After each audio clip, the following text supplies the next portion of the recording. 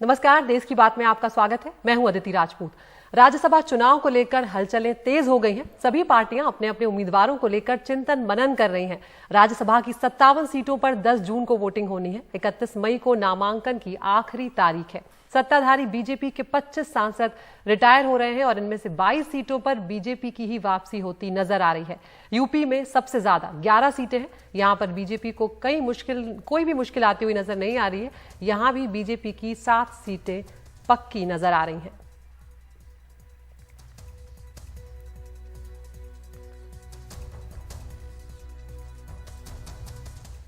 उधर आम आदमी पार्टी ने भी राज्यसभा के लिए 2 नाम तय कर दिए हैं। संत बलबीर सिंह सीचेवाल और विक्रमजीत सिंह साहनी के नाम पर मुहर लगा दी गई है। खुद भगवंत मान ने ये जानकारी दी है। नदियों में प्रदूषण रोकने के लिए जाने जाते हैं संत बलबीर सिंह सीचेवाल और विक्रमजीत सिंह साहनी जो हैं वो अपने सामाजिक कार्यों के लिए मशहूर हैं। राज्यसभा सदस्य अंबिका सोनी जो कांग्रेस की हैं और अकाली दल के बलविंदर सिंह भूंदड़ का कार्यकाल 4 जुलाई 2022 को समाप्त हो रहा है और उसी के बाद ये जो 2 सीटें खाली होंगी। तो हम देख रहे हैं कि राज्यसभा का जो चुनाव है उससे एक और तो देश की राजनीति में तमाम सियासी समीकरण जो हैं वो बनते और बिगड़ते नजर आ रहे हैं। और हमारे साथ फोन लाइन पर जुड़ रहे हैं हमारे सहयोगी मोहम्मद गजाली। मोहम्मद, आम आदमी पार्टी के ये जो दोनों उम्मीदवार हैं इनके बारे में बताएं और इस चुनाव के बाद अब आम आदमी पार्टी का जो दबदबा है वो राज्यसभा में भी बढ़ेगा। जी देखिए, पहले तो इन 2 नामों की चर्चा कर लेते हैं। पहले हैं बलबीर सिंह सीचेवाल, पद्मश्री मिला है इन्हें। और सीचेवाल जो है नदियों में बढ़ते प्रदूषण को रोकने के लिए जाने जाते रहे हैं। पंजाब में सतलज और ब्यास की जो डिस्ट्रीब्यूटरी या छोटी नदियां होती हैं उनकी सफाई में इनका बड़ा रोल रहा है। और इसके पीछे की राजनीति भी समझ लेते हैं कि भगवंत मान भी जो है वो पर्यावरण को लेकर काफी जागरूक हैं, काफी बोलते हैं। और इसी वजह से इस बार जो चावल की या धान की जो रोपाई है उसको भी इस तरीके से प्रमोट किया जा रहा है कि इस तरीके से रोपाई हो जिससे जमीन का जो अंडरग्राउंड वाटर है, जमीन के नीचे का पानी, उसको बचाया जा सके। तो एक इन्वायरमेंटल कंजर्वेशन के, पर्यावरण के देख रखाव और उसके भलाई के लिए जो काम किया जा सकता है वो भी एक कनेक्ट बनता है भगवंत मान का और सीचेवाल साहब का। दूसरे हैं विक्रमजीत साहनी, ये भी नामी हैं, इन्हें भी पद्मश्री मिला है और ये एक चैरिटी भी ऑर्गेनाइजेशन चलाते हैं, एजुकेशनिस्ट भी हैं। इन सब चीजों के अलावा पिछले कुछ सालों में ये इसलिए भी मशहूर हुए क्योंकि अफगानिस्तान में जो कुछ सिख बचे हुए हैं और जिनके ऊपर यातनाएं होती हैं, आए दिन हम खबरें सुनते रहते हैं, उनको वहां से इवैक्यूएट करना या वहां से भारत वापस लाने में इनका अहम रोल रहा है। तो पिछले कुछ दिनों में केंद्र सरकार की तरफ से भी जो आपने देखा होगा कि सिखों की तरफ एक ऐसा कदम उठाने की कोशिश रही है कि उनकी हेल्प की जा सके, तो उसमें विक्रम साहनी का भी नाम रहा है। और ये दोनों नाम जो हैं आम आदमी पार्टी ने क्यों चुने हैं, क्योंकि पिछली जो राज्यसभा के लिए जिन 5 लोगों को भेजा गया था उस वक्त विपक्ष की तरफ से बहुत किरकिरी ये की गई थी कि 5 के 5 नाम नॉन पंजाबी हैं या गैर पंजाबी हैं। तो उस चीज को भी डाउन प्ले करने के लिए, उस चीज को भी टैकल करने के लिए इस बार 2 लोग भेजे गए हैं, दोनों सिख हैं, पंजाबी हैं। तीसरी बात यह भी है कि संगरूर जो लोकसभा सीट है जहां से भगवंत मान मुख्यमंत्री पहले सांसद होते थे, वो सीट खाली हुई है, उस पर बाईपोल है। तो उस बाईपोल के चुनाव से पहले सरकार के अभी एक बहुत बड़ी किरकिरी हुई, जो मंत्री जो थे बर्खास्त हुए करप्शन को लेकर। तो बाईपोल पर भी नजर है आम आदमी पार्टी की पंजाब में कि वहां पर का कोई समीकरण ना बिगड़े, क्योंकि संगरूर जो लोकसभा है क्षेत्र वो भगवंत मान का अपना गढ़ माना जाता है। तो इन सब चीजों की राज्यसभा के कैंडिडेट को चूज करने के पीछे ये सब भी मंशा रही होगी। जी गजाली, बहुत शुक्रिया आपका इस जानकारी के लिए। आप बने रहिए हमारे साथ। एक और खबर पर हम आपका रुख करेंगे यहाँ पर। तो फिलहाल जो राज्यसभा की सीट के लिए यहाँ पर आम आदमी पार्टी ने अपने 2 उम्मीदवारों का जो उनके नामों पर मोहर लगा दी है और वो दोनों ही सामाजिक कार्यों और पर्यावरण के मुद्दों से जुड़े हुए हैं। तो एक तरह से भगवंत मान की जो रुचि है उस पर भी वो ध्यान दे रहे हैं। अगर कांग्रेस की बात करें तो कांग्रेस की ओर से राज्यसभा के संभावित उम्मीदवार जो हैं उनके नाम भी कुछ सामने आने लगे हैं। गुलाम नबी आजाद, जयराम रमेश, अजय माकन, पी चिदम्बरम, मुकुल वासनिक। अब देखना होगा कि क्या यही वो फाइनल नाम है या इसमें कोई फेरबदल या कोई बदलाव हो सकता है, उसके लिए थोड़ा और इंतजार करना होगा।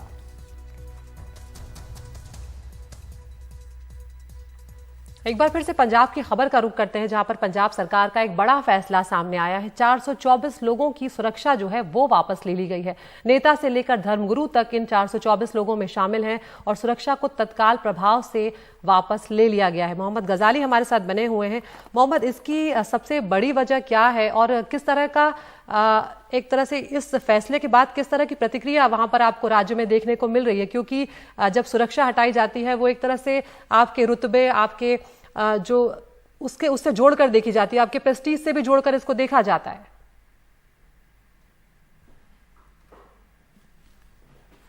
बात है तो भगवंत मान की सरकार ने ये भी वायदा किया था चुनाव से पहले पार्टी ने कि हम वीआईपी कल्चर को खत्म करेंगे। और जहां तक सिक्योरिटी की बात है, अक्सर पंजाब में या सियासी गलियारे में किसी शख्स के पास अगर सिक्योरिटी होती है तो उसको एक दिखाने वाले रूप में देखा जाता है या सियासी फैट की तरफ ज्यादा वो इंडिकेट करता है।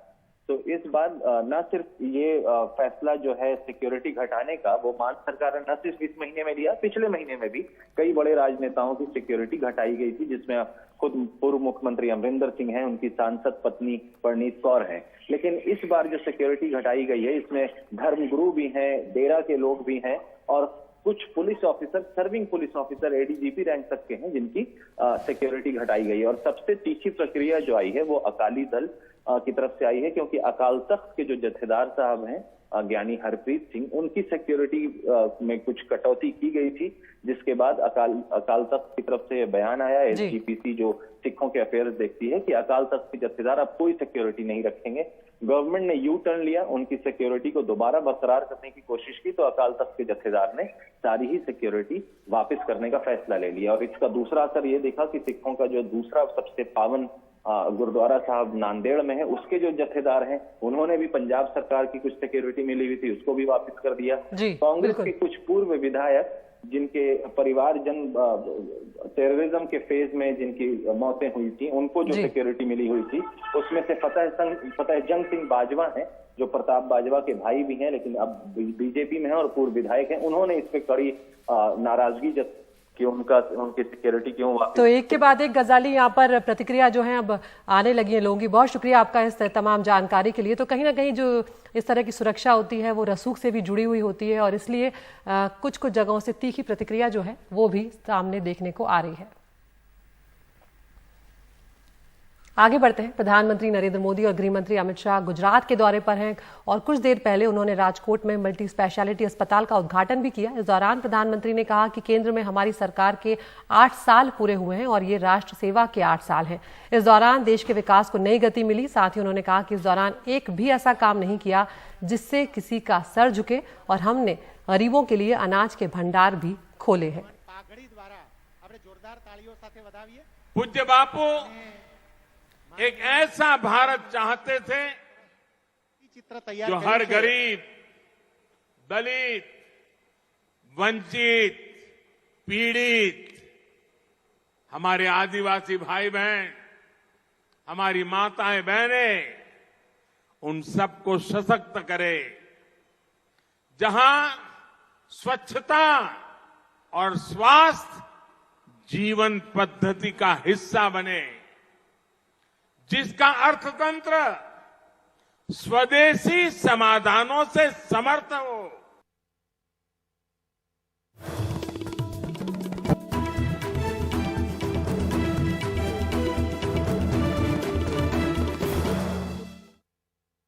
आरएलडी प्रमुख जयंत चौधरी राज्यसभा के लिए समाजवादी पार्टी की तीसरी सीट के संयुक्त उम्मीदवार हैं। जयंत चौधरी आरएलडी के सिंबल पर समाजवादी पार्टी के समर्थन से राज्यसभा के लिए 30 मई को अपना नामांकन दाखिल करेंगे। एनडीटीवी से खास बातचीत में जयंत चौधरी ने कहा कि वो अखिलेश यादव के शुक्रगुजार हैं कि उन्होंने राज्यसभा उन्हें भेजा और बड़ा दिल दिखाया है। लेकिन जयंत चौधरी ने यह भी कहा कि उन्होंने कभी राज्यसभा के लिए जिद नहीं की थी। हमारे सहयोगी सौरभ शुक्ला ने उनसे खास बातचीत की है, वो सुनवाते हैं। हमारे साथ जयंत चौधरी खुद मौजूद हैं बात करने के लिए। जयंत, बहुत बहुत मुबारकबाद। अब राज्यसभा जा रहे हैं 2014 के बाद, अब रिप्रेजेंटेशन होगा राष्ट्रीय लोकदल का, क्या कहना चाहते हैं? बहुत अच्छा लगता है। एक बहुत बड़ा सम्मान मुझे दिया गया है, एक अवसर प्रदान किया है और अखिलेश जी ने बहुत बड़ा दिल दिखाकर, क्योंकि हमारी वो संख्या नहीं बन पाई जो हम चाहते थे। लखनऊ में सारी सरकार बनाना चाहते थे, पुरजोर कोशिश की हमारे कार्यकर्ताओं ने भी और उनके कार्यकर्ताओं ने पूरा जी जान लगा के मेहनत की। नतीजे उस तरह से नहीं आ पाए, लेकिन उसके बाद अब राज्यसभा में एक प्रतिनिधि के तौर पर जो मेरा चुनाव हुआ है, ये एक बहुत बड़ा अवसर मेरे लिए है। सर पता नहीं क्या हुआ, बीच में कुछ मसला हो गया था क्या, लग रहा नहीं, जब सब खबर आई कि नहीं डिम्पल जी जाएंगे राज्यसभा, आप नहीं जा रहे हैं, आपके कुछ जो सहयोगी थे उन्होंने हमें फोन भी किया कि नहीं देखिए अखिलेश जी ने वादा किया था जयंत चौधरी साहब से कि उनको राज्यसभा भेजेंगे। कार्यकर्ता हैं कई वेस्टर्न यूपी में, नेताओं का भी फोन आया कि क्या हो रहा है, तो क्या कुछ मामला फंस गया था कि डिम्पल जाएंगे आप जाएंगे, क्या उन्होंने घोषित तो ऐसा कुछ किया नहीं था, 2 कैंडिडेट्स की घोषणा हुई थी, तो इसलिए ये अटकलें लोग लगा रहे थे कि देर हुई तो क्या डिम्पल जी का नाम चल रहा था, चर्चित था कि उनका एक हक बनता है, लेकिन अंत में उन्होंने फैसला लिया। मैं समझ सकता हूँ, मैं भी टिकट बांटता हूँ, तो जब होता है चयन करना पड़ता है तो बहुत कठिन फैसले होते हैं, बहुत चीज़ देखनी पड़ती है, बैलेंस करना पड़ता है, लेकिन मुझे खुशी है हमने कोई एक राज्यसभा सीट के लिए समझौता नहीं किया था, इसलिए किया था कि हम दोनों में एक आपस पे एक विश्वास है और वो विश्वास कायम रहेगा। तो अंडरस्टैंडिंग आप लोगों की थी, लगा बीच में कि नहीं प्रॉमिस नहीं रखेंगे, अपना क्या वादा नहीं रखेंगे अखिलेश जी, क्योंकि आपके कार्यकर्ता बड़े थोड़े से एक दिन थोड़ा एजिटेट हो गए थे, और चूंकि कई आपके विधायक भी हैं, कुछ पुराने सांसद भी, उनके भी फोन आए। मैं फिर कहता हूँ मेरे लिए इतनी बड़ी बात नहीं है, लेकिन फिर भी बहुत बड़ा अवसर है, सम्मान है। 6 साल का मुझे मौका दिया है राज्यसभा का, और उस सदन में जाकर किसान की और नौजवान की और गठबंधन के कार्यकर्ताओं के सम्मान की रखवाली मुझे करनी है, तो बड़ा अवसर है। लेकिन ऐसा नहीं कोई कि यही इशू था कि मैंने जिद पकड़ी हुई थी या ये कहीं हमारे बीच अड़चन बन रहा था, ऐसा नहीं था। आप लोगों को अखिलेश जी ने फोन किया सुबह, तो क्या बात हुई आपकी जब 2 दिन पहले आपको बताया? उन्होंने बधाई दी और शुभकामनाएं व्यक्त की, यही बात होती है, अब बाकी मिठाई खिलाना बाकी है। मिठाई खिलाना। तो कब आप जा रहे हैं नॉमिनेशन फाइल करने के लिए? 30 तारीख की सुबह, क्योंकि 29 तारीख को दिल्ली में कार्यक्रम है, कल चौधरी चरण सिंह जी की 35वीं पुण्यतिथि है, सुबह हवन होगा और उसके बाद सामाजिक न्याय सम्मेलन का आयोजन विज्ञान भवन पे हो रहा है, तो ये कार्यक्रम करने के बाद ही मैं लखनऊ जाऊंगा 30 तारीख को सुबह। सर जब कपिल सिब्बल लखनऊ गए तो उन्होंने कहा कि हम लोग विपक्ष को एकजुट कर रहे हैं, भले, और वो इंडिपेंडेंट एक निर्दलीय के तौर पर राज्यसभा गए, सपा के सदस्यता उन्होंने नहीं ली, कांग्रेस छोड़ी है। वो क्या एक आप लोगों की लोकसभा चुनाव की तैयारी है कि लाइक माइंडेड पार्टीज साथ में आए, क्या उसमें कांग्रेस नहीं होगी, किस तरीके की बातचीत होगी, क्योंकि आप भी एक उसमें प्लेयर, हम लोग कहते हैं पॉलिटिकल भाषा में प्लेयर हो सकते हैं, या आप भी उसमें साझेदार हो सकते हैं? क्या 2024 की क्या तैयारी चल रही है? माइनस कांग्रेस, क्या आप लोग एक थर्ड फ्रंट बना रहे हैं? नहीं, प्लस कांग्रेस माइनस कांग्रेस का भी सवाल नहीं है, सवाल मुद्दों का है, मुद्दों पे सहमति हम लोग बनाएंगे और कई ऐसे मंच बनेंगे जहां हम लोग साथ मिलकर अपनी बात रख पाएंगे। 2024 का रास्ता कैसे देखते हैं, क्योंकि अब अगला चुनाव है, अब आप राज्यसभा में हैं, तो अब कौन होगा उम्मीदवार? बहुत पहले सवाल ये पूछ रहे हैं हम आपसे। विश्वराज बागपत से लड़े थे और तब अजीत साहब भी थे, वो मुजफ्फरनगर से लड़े थे, अब कौन होगा वहां पर लोकसभा लड़ने वाला? क्योंकि आपकी फैमिली की एक लेगेसी है, तो लोकसभा चुनाव कौन लड़ेगा? और इन तमाम अब सवाल लोगों के जहन में भी हैं कि आप, जब मैं आ रहा था यहाँ पे कुछ लोगों से बात, उन्होंने पूछा कि अब लोकसभा कौन लड़ेगा पश्चिमी उत्तर प्रदेश में, तो तमाम ये सवाल लोगों के जहन में है। बहुत काबिल लोग हैं हमारे गठबंधन के रैंक्स में, बहुत अच्छे लोग हैं जो काम कर रहे हैं, जमीनी लोग हैं, और ये चुनाव का फैसला हम लेंगे जनता के बीच जाने के बाद। बहुत लोग ये कह रहे थे जब राज्यसभा चुनाव की बात आ रही थी, और कुछ लोगों ने एडवाइस भी किया होगा अखिलेश जी को, मुझे ऐसा लगता है कि नहीं जयंत जी चले जाएंगे, आप उनको राष्ट्रीय लोकदल के सिंबल पे भेजोगे राज्यसभा।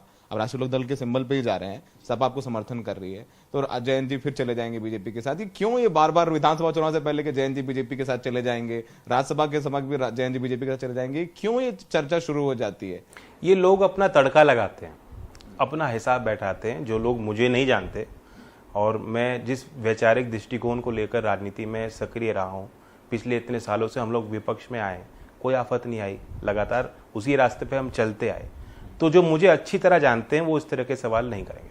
सर आखिरी सवाल आपसे, सर सांप्रदायिकता की बात की, उत्तर प्रदेश में अब लोग ये कह रहे हैं कि जयंत जी ने और अखिलेश जी ने मुसलमानों का वोट लिया, अब मुसलमानों के लिए कुछ कर नहीं रहे हैं। बहुत, ये एक परसेप्शन बता रहा हूँ आपको, मैं बहुत जर्नलिस्टिक सवाल पूछ रहा हूँ सर आपसे। लोग कह रहे नहीं, आजम खान साहब भी बाहर आए हैं, देखो अभी तक आजम खान और अखिलेश जी की मुलाकात नहीं हुई, और तमाम तरीके के सवाल उधर वो वैसे ही घेरते रहते हैं आप लोगों की, अखिलेश जी ने और जयंत ने वोट ले लिए मुसलमानों के लिए, उनके लिए कुछ कर नहीं रहे हैं।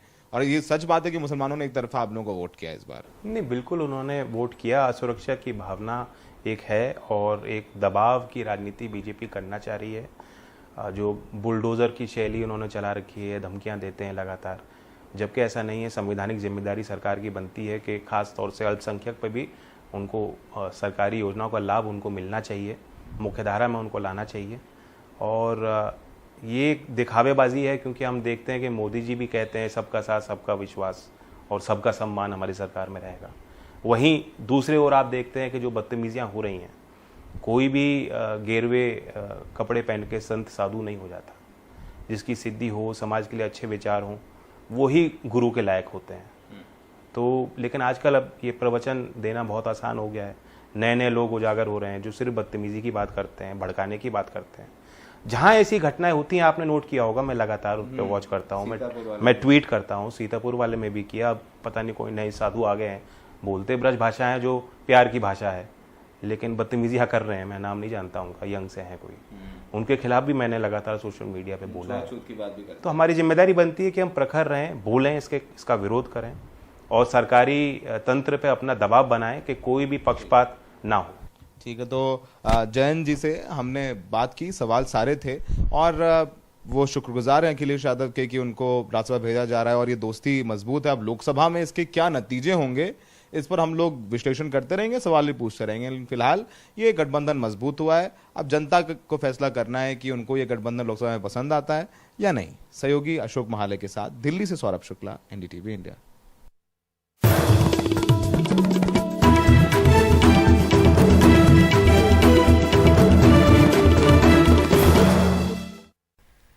मुंबई में क्रूज ड्रग्स मामले में अभिनेता शाहरुख खान के बेटे आर्यन खान को मिली क्लीन चिट के बाद अब एक बार फिर से एनसीबी सवालों के घेरे में है। एनसीबी आर्यन खान को लेकर बड़े बड़े दावे कर रही थी, लेकिन कोई सबूत नहीं जुटा सकी। अब केंद्र सरकार के सूत्रों से खबर आ रही है कि एनसीबी के पूर्व जोनल डायरेक्टर समीर वानखेड़े पर मामले की खराब जांच किए जाने को लेकर कार्रवाई की जाएगी। सोहित मिश्रा की ये रिपोर्ट। आगे भी अगर जरूरत पड़ेगी तो कोर्स करेक्शन होगा, because that is the role of a professional agency. हम लोगों को इसमें मानने में कहाँ सोचने की जरूरत है।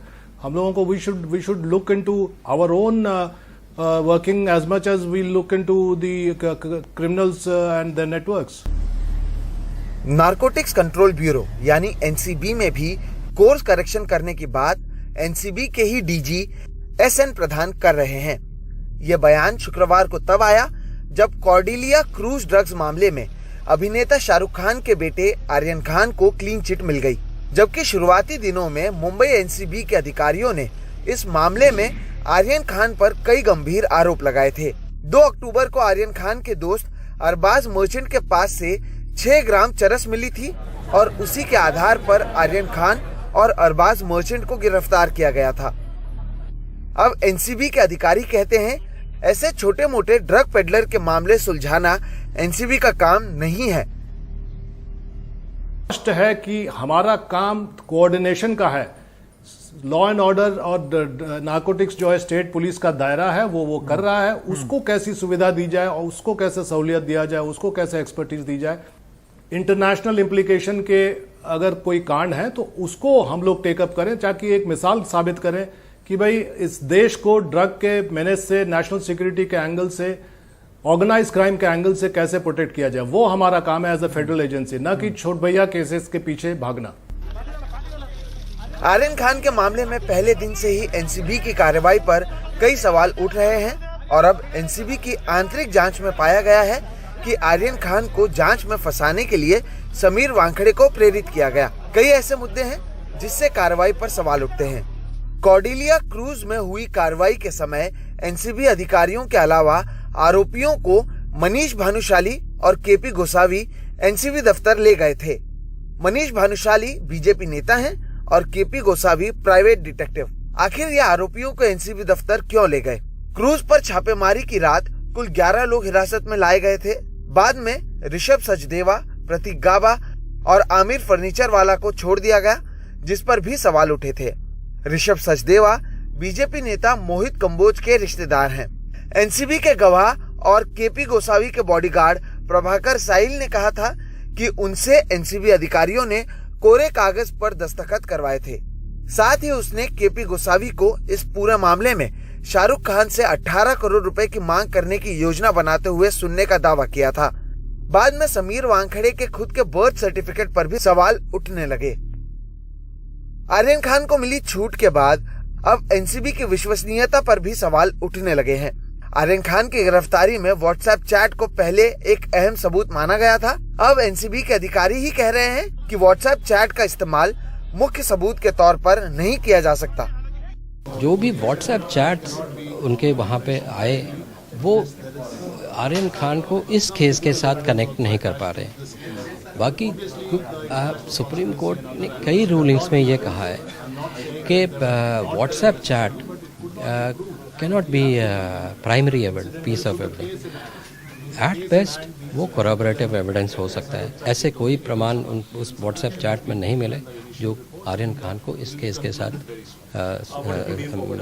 संपर्क करते हैं। पिछले 2 सालों में मुंबई एनसीबी का ये दफ्तर कई बार सुर्खियों में रहा है, लेकिन शुक्रवार के दिन आर्यन खान को मिली राहत के बाद अब एनसीबी की कार्रवाई पर सवाल उठने शुरू हो चुके हैं। अब अधिकारी भले ही कोर्स करेक्शन की बात करें, लेकिन केवल एक अधिकारी की वजह से एनसीबी के सामने अपनी छवि और विश्वसनीयता दोनों को बरकरार रखना एक बड़ी चुनौती बन चुकी है। मुंबई से कैमरा पर्सन अशोक महाडिक के साथ सोहित मिश्रा, एनडीटीवी इंडिया।